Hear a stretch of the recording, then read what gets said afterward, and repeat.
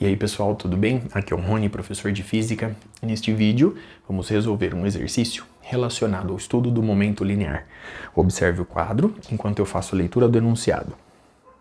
A descoberta do nêutron pelo físico inglês James Chadwick em 1932 baseou-se na seguinte observação: o berílio, quando bombardeado por partículas alfa, produzia partículas neutras de massa e velocidade desconhecidas. Quando estas partículas neutras colidiam elasticamente com prótons, a velocidade máxima de recuo dos prótons era de 3,3 vezes 10 elevado a sétima metros por segundo. Quando estas partículas neutras colidiam elasticamente com núcleos de nitrogênio, com uma massa 14 vezes a massa do próton aproximadamente, a velocidade máxima de recuo dos núcleos de nitrogênio era de 4,7 vezes 10 elevado a sexta metros por segundo. O que podemos concluir destes dados sobre, item A, a razão da massa das partículas neutras desconhecidas para a massa do próton, e item B, a velocidade das partículas desconhecidas. Para resolver o exercício, vamos começar compreendendo as duas figuras ilustradas no quadro. Aqui eu represento a primeira colisão. Nós temos a partícula neutra com a sua massa e velocidade até então desconhecidas, colidindo unidimensionalmente com o próton em repouso. A partir daí, a partícula neutra adquire determinada velocidade final e o próton recua com essa velocidade, 3,3 vezes 10 elevado a sétima metros por segundo. Portanto, nós temos a situação antes da colisão e aqui a situação depois da colisão. Muito bem? Aqui embaixo eu ilustro a segunda colisão. Nós temos mais uma vez a partícula neutra com a sua massa e velocidade até então desconhecidas, colidindo unidimensionalmente com o nitrogênio inicialmente em repouso. A partir daí, a partícula neutra, o nêutron, adquire determinada velocidade e o nitrogênio recua com uma velocidade de 4,7 vezes 10 elevado a sexta metros por segundo. Muito bem?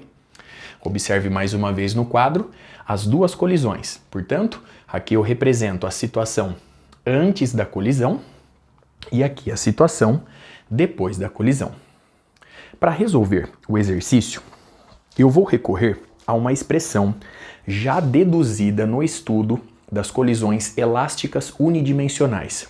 Naquele vídeo, vimos que a velocidade final da partícula 2, que eu vou assumir ser o próton na primeira colisão e o nitrogênio na segunda colisão, essa velocidade final da partícula 2 que eu aqui ilustro é igual a este termo vezes a velocidade inicial da partícula 1, que eu represento aqui por Vx, menos este termo vezes a velocidade inicial da partícula 2 que eu aqui ilustro.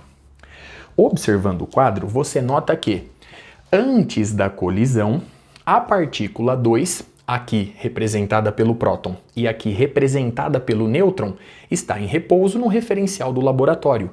Consequentemente, VI2 é igual a zero. Logo, esse termo desaparece.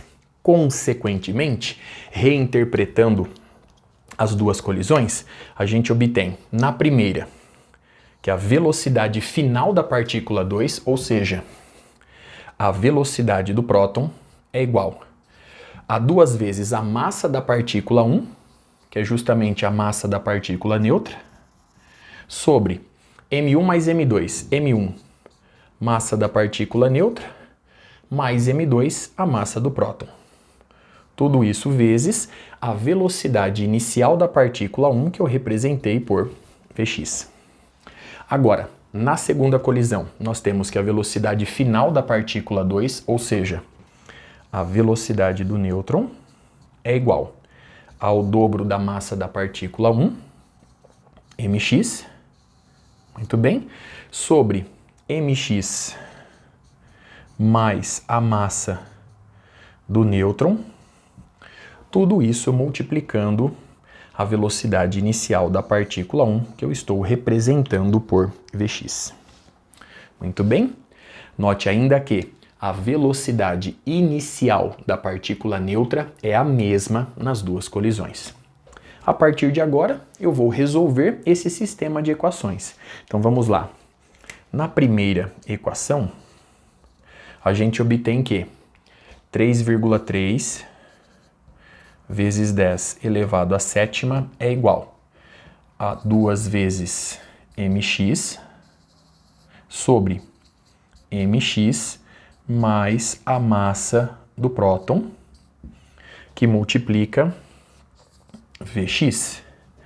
Na segunda igualdade, a gente obtém 4,7 vezes 10 elevado à sexta metros por segundo. Isso é igual a 2 vezes mx sobre mx mais a massa do núcleo de nitrogênio. Portanto, eu vou substituir por 14 vezes a massa do próton. Tudo isso multiplicando a velocidade Vx. Observe no quadro as expressões obtidas e os cálculos realizados até aqui. A partir de agora, eu vou dividir uma expressão pela outra. Portanto, eu vou fazer esta expressão dividida por esta expressão. Logo, 33 vezes 10 elevado à sexta dividido por 4,7 vezes 10 elevado à sexta é aproximadamente igual a 7. E isso é igual. Então, agora eu vou simplificar Vx na divisão. Vou simplificar também o dobro de mx. Portanto, no numerador aparece 1 sobre esta soma, essa fração dividida pela fração 1 sobre mx mais 14mp. Portanto, nós vamos obter mx mais 14mp no numerador sobre mx mais mp. Lembre-se que dividir por uma fração é o mesmo que multiplicar pelo inverso. Muito bem? Bom, fazendo a distributiva, nós vamos encontrar 7 vezes mx mais 7 vezes mp. Isso é igual a mx mais 14mp. Consequentemente, 6 vezes mx é igual a 14mp menos 7mp e, portanto, 7mp. O exercício pede a razão da massa da partícula desconhecida pela massa do próton. Portanto, a massa da partícula desconhecida, representada aqui por mx, sobre a massa do próton é igual a 7/6 aproximadamente, que corresponde a 1,17. Muito bem. Observe no quadro o resultado obtido, os cálculos realizados até aqui. Portanto, nós temos uma razão que é aproximadamente igual a 1,2. Muito bem. Agora vamos determinar a velocidade inicial da partícula desconhecida, representada por Vx. Para fazer isso, eu vou recorrer a uma dessas expressões. Eu vou recorrer a essa expressão que se encontra aqui embaixo. Então vamos lá. Eu sei que a velocidade Vn, 4,7 vezes 10 elevado à sexta é igual ao dobro de mx, portanto, ao dobro de 1,17 vezes a massa do próton. Muito bem, perceba que eu substituí mx por 1,17 mp sobre mx mais 14mp. Então, nós temos mx 1,17 vezes a massa do próton, mais 14 vezes a massa do próton. Tudo isso multiplicando a velocidade inicial da partícula desconhecida. Muito bem? Bom, consequentemente, a gente obtém que 4,7 vezes 10 elevado à sexta é igual ao dobro de 1,17. Então, 2 vezes 7, 14. Vai 1, 2 vezes 1, 2 e 1 que foi 3, e 2 vezes 1, 2. Portanto, 2,34 MP sobre. Agora nós temos 15,17 MP.